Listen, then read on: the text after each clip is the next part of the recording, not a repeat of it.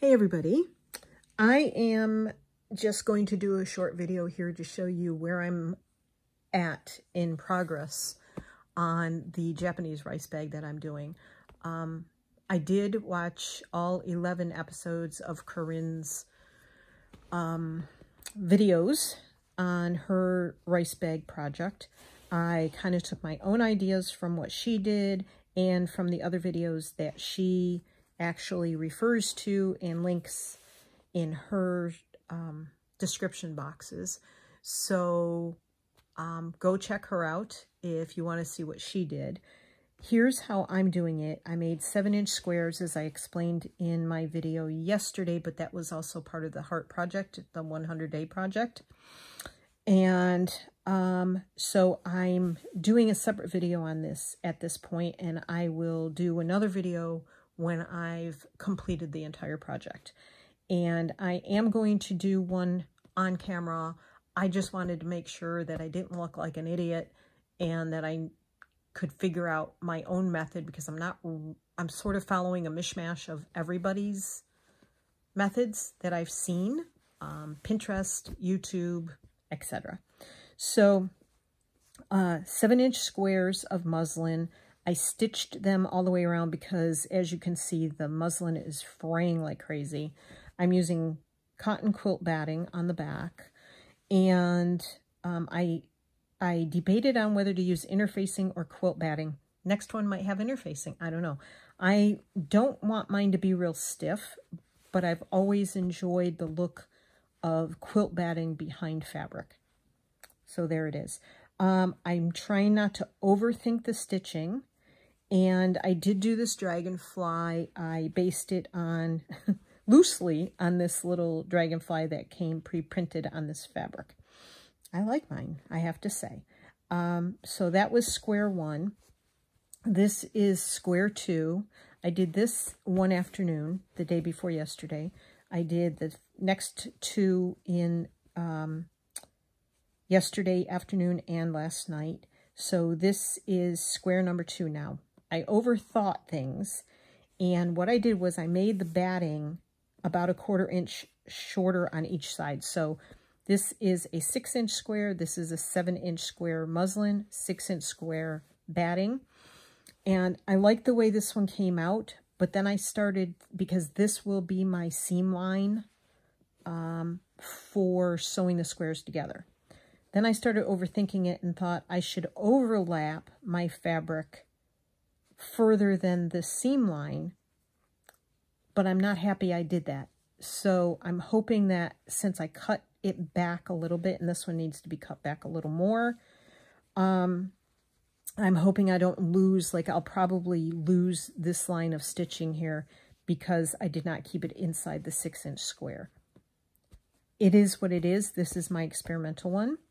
In my previous video, day 78 of the 100-day project, 100 hearts in 100 days, I spoke about a flour sack towel that I ice dyed, and that is the texture of the flour sack towel.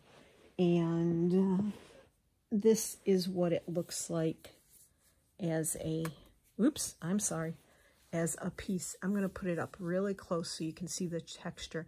It's like a heavy, I can't even say it's like cheesecloth. I don't think it is, but it's more almost like medical gauze in a little bit of way. There's the texture. Okay, really up in your face close. Anywho, this is a fabric from Artistic Artifacts that I got in a dyed bundle, which is the class that I'm going to take this Friday that I'm very excited about, that I've been ranting about in all of my latest videos. So, yeah, sorry. This lace is from that same package. I'm hoping that we will have some of these colors, because this is my ice dyed fabric from 2 or 3 years ago. And as you can see, it's a color scheme that I really like. So that was the 2nd square. This is the 3rd square. And all I did was I took my heart die cuts, which are here. Oh, I took these and I took this one and I traced around it with my friction, with a pencil. I did not use the friction pen. I should. The thing scares me, but I don't know why, because I know it disappears with a touch of an iron. Anyway, I did it with a mechanical pencil, real light, and just stitched around it. And this is a piece of one of those round tablecloths, I think it came from, that we used to put on the round tables, the round cardboardy kind of pressed wood tables with 3 legs that everybody had back in the 80s. And I made some new, because I didn't have any in the right colors, Suffolk puffs. And this is a batik fabric, which I will show you in a moment. So just, even if you have die cuts, if you don't have a die cutting machine, you can use the die cuts and trace around them for stitching. They're wonderful. And then last night, late last night, like at 8:45 to 9:30, I did a background for the 4th square. I have this square to finish stitching on, and then I have the bottom square, which is just going to be a piece of fabric over this fabric, and then just stitched, borrow stitched all the way across to give it some integrity, because it's going to be the bottom of the bag. And I'm probably just going to do that in a crochet cotton, a white crochet cotton, and just make sure it's sturdy and it'll hold up to the wear and tear of being the bottom of the bag. So I'm going to work on this afternoon, which is swiftly going by. I have some other things I have to do this afternoon. I have to cook some food in my Instant Pot. So I have to go get that done. I have to make my bed, and I have to work on this. So this and the bottom will probably be done by the end of tonight. Tomorrow I will sew these squares together. They will be sewn on a sewing machine. As you can see, I went a little over on this fabric, but I think I'm going to be okay, because I went back to the first, the integrity of the first, like this is going to be, like these stitches may be covered up, they may get caught up in the seam. I can always add some stitches before I put the bag together with the interior of the bag, which I'm trying to think. I don't think I have the fabric here that I was planning on making the interior of the bag out of.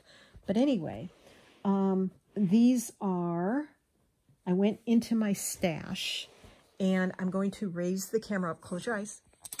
Camera up. A little more. Oof. Okay, open your eyes. I'm going to, hold on, might jiggle. Trying to tighten it. This was in my stash. I did not dye this. I'm pretty sure I did not. Although, I don't know. I'm not sure where this came from. It might have come from the friend of mine that did some ice dyeing back when she used to do that. I don't know how it got in the bin it was in, so I really can't remember where this piece came from. If I did it, if my friend in California did it, don't remember. Then I have an entire bin of fabric, like this fabric here. I have many shades of this. This really is barely showing up the correct color. This is a beautiful, deep teal color, and I absolutely love it. I was going to make a quilt, and I bought all shades of this in light blue, this color, darker blue. I have all kinds of colors, and I was going to make like a strip quilt out of it. Never did it. It won't happen. I have an entire quilt I've made. I'm bringing you down. I have an entire, I'm going to turn this off. That's more the color, how it's showing up now without the lamp on it. I'll bring it closer and shine what little daylight we have. Wait, I was wrong. Okay, that's the color. That's natural daylight. And I know it looks like a deep blue, but it's a beautiful teal. And yeah, I think that's, I don't know, it's hard. That's with the light back on. Love that color. As you can see, I've loved these colors for a very long time. Again, it looks blue on camera, but this has like aqua and teal and light blue and stuff like that in it. And then this is like one of my favorite pieces of fabric ever. It's a batik, and it's got beautiful, beautiful colors in it. Purples, just hints of purple in it. The aqua, the greens, the yellowish greens, the blues. I mean, I guess I've loved these color combinations for a very long time. These fabrics are probably 10 or 15 years old. So that just goes to show you how long I've loved these colors. But I went into my stash, got a few. I mean, I have a bin that is probably 8 inches tall, and that's, it's full of these fabrics. All shades and tones and colors and stuff like that. So yeah, so that is what I'm working on at the moment, and I just wanted to catch you up on that. At the rest of this video is going to consist of the photographs that I've taken that I said I would show on camera. I did video it probably a week or two ago, and I never posted it. So if you're interested in some of my photography, you'll see a theme going. Everything's nature themed for me, I guess. But yeah, they're the photographs that I have in my home that I have kept, and my husband put them up. They used to be stuffed in a corner. My husband put them up about a year ago, and I'm kind of proud that he bothered to put them up. So, anyway, I will attach that video to the end of this one, and I hope you're all well. Thanks for joining me, and I'll be back to show you the finished product. I'm hoping, this is Tuesday. I have to leave on Thursday. I want this bag done before I leave on Thursday for my dye class on Friday. So you may not see the finished product until we get back, like Sunday or Monday. I'll be able to do a video if I'm not exhausted and I don't need to recuperate for 2 days. Either Sunday or Monday, I will show you the finished bag. I don't think I'll have time. This may take me half the day tomorrow to assemble, and I got to pack a van and get ready for this class on Friday. We are camping out when I go to the class, so we have to arrive on Thursday because I have to be there early on Friday. And yeah, there's a lot of traffic up in that direction where we're going. So you guys take care. Thanks for hanging out with me. I love you all, as always. I appreciate you being here, as always. I really am very grateful for it. And be kind to each other and to yourself. And I love you. See you in the next one. Don't go anywhere. There's photographs at the end of this video. So these are some of my photographs that I put on canvases. These were flowers that a friend of mine had. The lighting isn't really good in here, but these are some more photographs from local areas.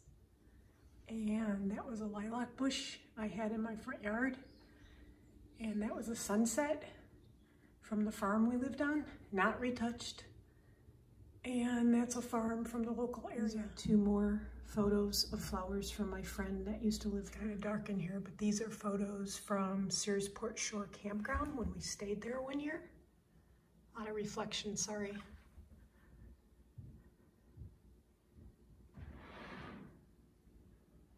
That was a sunrise. And that was a moonrise.